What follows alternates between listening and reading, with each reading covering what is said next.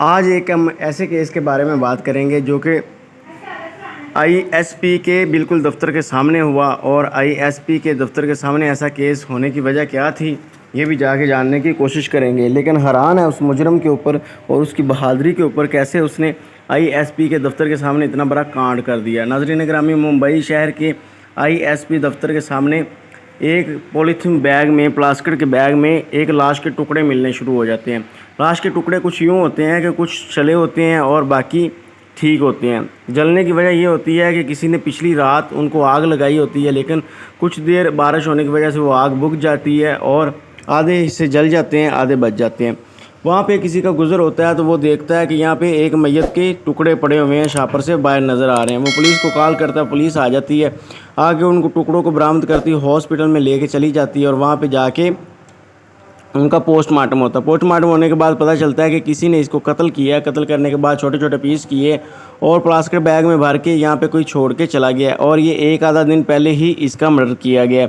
ناظرین گرامی، یہاں پہ ایک اور بات بھی سمجھ آتی ہے کہ اس کے ایک بازو کے اوپر ایک ٹیٹو گوندا ہوتا ہے جس کے اوپر نام دادا لکھا ہوتا ہے۔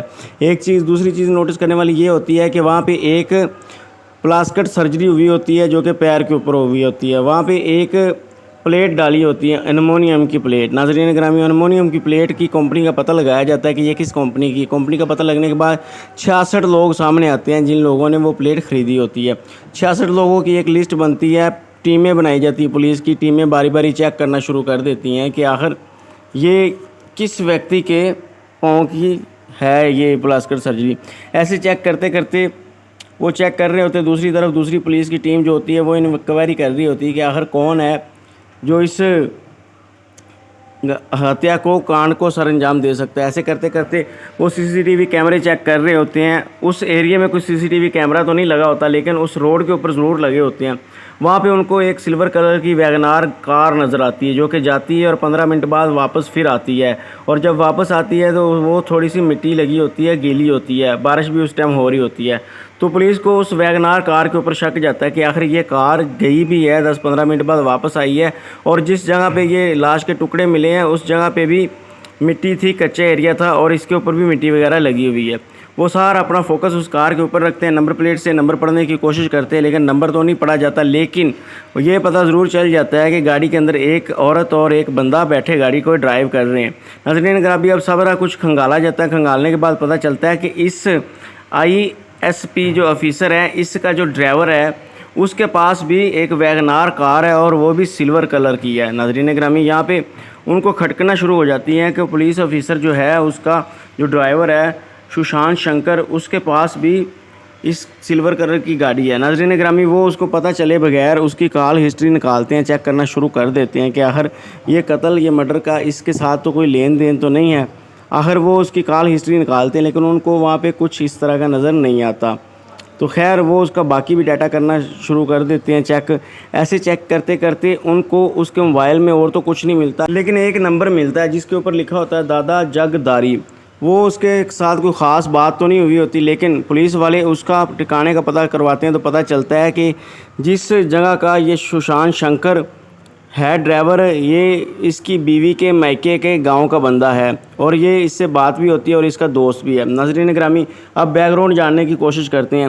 دادا جگ داری کوئی اور نہیں ہوتا بلکہ اس کی بیوی منالی جو ہوتی ہے اس ڈرائیور کی، اس کا دوست ہوتا ہے بچپن کا، اور جب شادی ہو کے آتی ہے تو منالی کے ساتھ اس کا رابطہ ہوتا ہے۔ پہلے تو اس کا شوہر جو ہوتا ہے ڈرائیور، وہ شک کرتا ہے، لیکن منالی اس کو منا لیتی ہے کہ میرا دوست ہے، اس طرح کی کوئی ایسی بات نہیں ہے، اور وہ شک کرنا چھوڑ دیتا ہے۔ لیکن ناظرین گرامی، یہ سین یہیں چلتا رہتا ہے، اور دادا جگ داری جو ہوتا ہے وہ سشانت شنکر کا دوست بن جاتا ہے، اور دوست بننے کے بعد اکثر ان کے گھر ملنے بھی آیا جایا کرتا ہے۔ لیکن اس دوران کیا ہوتا ہے، پولیس والوں کو ایک چیز کھٹکتی ہے۔ ایک پہلی بات، جو شو ملا تھا اس کے بازو کے اوپر جو ٹیٹو تھا اس کے اوپر بھی دادا لکھا ہوا تھا۔ اب جس بندے کا نمبر ملا ہے اس کے اوپر بھی نام دادا جگ داری لکھا ہوا ہے، اور سشانت شنکر جو آئی ایس پی آفیسر کا ڈرائیور ہے، اس کے پاس کار بھی ہے اور سلور کلر کی ہے اور ویگنار بھی ہے، اور جو اس کی بیوی منالی ہے اس کے سسرال کے گاؤں میں یہ بندہ رہتا بھی ہے اور اس کے بیوی کا جاننے والا بھی ہے. سارے کلو ملنے شروع ہو جاتے ہیں. اب جو دوسری ٹیم ہوتی ہے جو ہاسپٹل میں انکوائری کر رہی ہوتی ہے کہ آخر وہ پلیٹ سرجیکل پلیٹ کس کے ڈلی تھی, تو وہ بھی جب ٹیمیں دونوں آپس میں رابطہ کرتی ہے تو یہ والی ٹیم بتاتی ہے کہ یہاں پہ دادا جگ داری نام کا ایک بندہ ہے فلاں گاؤں کا, تو اس کی انکوائری کرتے ہیں تو پتہ چلتا ہے کہ اس کے پاؤں میں ہی وہ پلیٹ ڈلی تھی.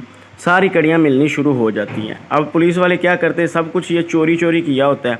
یہ جاتے ہیں ان کے گاؤں, دادا جگ داری کے گاؤں جاتے ہیں, اس کی بیوی سے پتہ کرتے ہیں, اس کے گھر والوں سے پتہ کرتے ہیں, تو پتہ چلتا ہے کہ دادا جگ داری ایسے ہی ممبئی میں گیا تھا اپنے ایک دوست کو ملنے, لیکن ہفتہ بھر ہو گیا وہ گیا لیکن واپس نہیں آیا. اب وہ واپس نہیں آیا تو اس کی رپورٹ بھی تھانے میں درج کروائی لیکن کسی نے کوئی ایکشن نہیں لیا. اب پولیس والے واپس آتے ہیں اور آ کے ڈرائیور سوشانت شنکر جو ہوتا ہے اس کو اٹھا لیتے ہیں اور اس کی بیوی منالی کو بھی اٹھا لیتے ہیں. اٹھانے کے بعد انکوائری کری جاتی ہے. پہلے تو وہ نہیں مانتے, لیکن جب ان کو تنگ کیا جاتا ہے, ان کو ہراس کیا جاتا ہے, مارا پیٹا جاتا ہے, تب وہ مان جاتے ہیں. ہوتا کچھ یوں ہے کہ شنکر جو ہوتا ہے وہ اپنی بیوی کو 1-2 دفعہ منع کرتا ہے کہ تم اس سے اتنی بات نہ کرو, لیکن وہ کہتی ہے اس طرح کی کوئی بات نہیں ہے, کہ یہ میرا دوست ہے, اس طرح کا کوئی چکر نہیں ہے. لیکن اس کا شوہر اس کو مارتا ہے, اس چیز کو نہیں مانتا, تو وہ لڑائی کر کے اپنے مائکے چلی جاتی ہے.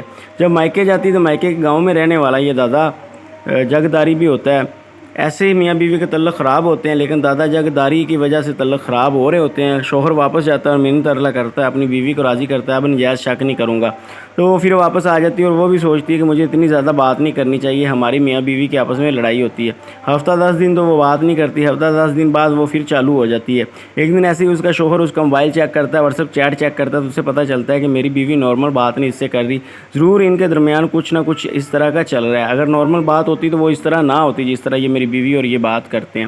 خیر وہ خاموش رہتا ہے, اس دفعہ اپنی بیوی کو کچھ نہیں کہتا, اور وہ اپنی بیوی کے موبائل سے اس کے عاشق کا دادا جگداری کا نمبر نکال لیتا ہے. پہلے وہ جان پہچان ہوتی ہے, وہ اپنی بیوی سے اسے فون کرواتا ہے کہ یہاں پہ ایک دن تم مجھے ملنے آؤ. وہ اس کی بیوی اس کو فون کر دیتی ہے دادا جگداری کو, وہ ملنے کے لیے آتا ہے. لیکن ملنے آتا ہے جب اس کے 2 بچے ہوتے ہیں منالی کے, وہ باہر کھیلنے گئے ہوتے ہیں, وہ سرکاری کوارٹر میں رہ رہے ہوتے ہیں. اس دوران بیوی اندر چائے لینے جاتی ہے کچن میں, پیچھے سے اس کا سوشانت شنکر جو ہوتا ہے شوہر وہ آتا ہے, اس کے پاس ایک داتری ہوتی ہے, داتری لے کے آتا ہے اور آ کے دادا جگداری کے اوپر تابڑ توڑ حملے کرنے شروع کر دیتا ہے. یوں وہ حملے کر کے اسے مار دیتا ہے. دوسری طرف وہ کچن سے منالی جو اس کی بیوی ہوتی ہے چائے وغیرہ لے کے باہر آتی ہے, تو یکدم دیکھتی ہے کہ سامنے دادا جگداری کی میت پڑی ہوتی ہے, تو وہ بے ہوش ہو کے گر جاتی ہے. جب بے ہوش ہو کے گرتی, تھوڑی دیر بعد ہوش آتی تو دیکھتی کہ اس کا پتی اس کے ٹکڑے کر رہا ہوتا ہے. اب مجبوری کے مارے بیوی کو بھی ٹکڑے کروانے میں ساتھ دینا پڑتا ہے, اور ٹکڑے کروا کے وہ لاش کو بیگ میں رکھتے ہیں, پلاسٹک بیگ میں بھرنے کے بعد, اور وہاں پہ کچرا دان میں پھینک کے آ جاتے ہیں. وہاں پہ کسی کا آنا جانا نہیں ہوتا, اس لیے کیمرے بھی نہیں لگے ہوتے, تو یہ خود ڈرائیور ہوتا ہے پولیس کا, اس کو ساری چیزوں کا پتہ ہوتا ہے, اس لیے یہ وہاں پہ پھینک کے آ جاتا ہے کہ کسی کو پتہ نہیں چلے گا. لیکن اس کی قسمت خراب کہ اسی دن بارش ہو جاتی ہے اور لوگوں کو پتہ چل جاتا ہے.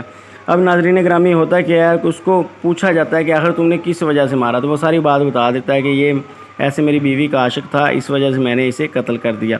اب ان دونوں کا کیس ہائی کورٹ میں چلتا ہے, سیشن کورٹ میں چلتا ہے. سیشن کورٹ ان کے خلاف فیصلہ دے دیتی ہے, ایک کو پھانسی ہو جاتی ہے اور ایک کو عمر قید ہو جاتی ہے. لیکن ہائی کورٹ میں فیصلے کی اپیل کی جاتی ہے, چیلنج کیا جاتا ہے. یہاں پہ چیلنج کرنے کے بعد بھی ان کی پھانسی اور سزائے موت برقرار رہتی ہے. لیکن یہاں پہ ہوتا ہے کہ منالی جو ہوتی ہے اس کا وکیل یہ ثابت کر دیتا ہے کہ منالی کا اس کیس سے کوئی لینا دینا نہیں ہے.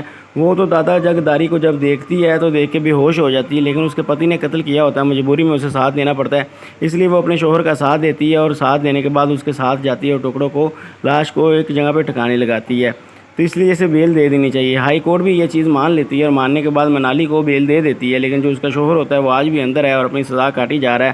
منالی جو ہے اس کے اوپر کیس چارج بھی کم لگے ہوئے ہیں, لیکن 4 سیٹ اس کی بھی بنی ہوئی ہے, اور اس کو بھی عمر قید کی سزا ہے, لیکن ابھی وہ ضمانت کے اوپر باہر ہے. لیکن آنے والے وقت میں بولا جا رہا ہے کہ یا تو اس کی سزا معاف کر دی جائے گی یا پھر اسے عمر قید کی سزا برقرار رکھی جائے گی. لیکن آنے والے وقت میں مجھے یہی لگتا ہے کہ اس کی سزا معاف کر دی جائے گی, کیونکہ پہلے ہی اسے بیل دے کے باہر کر دیا گیا ہے.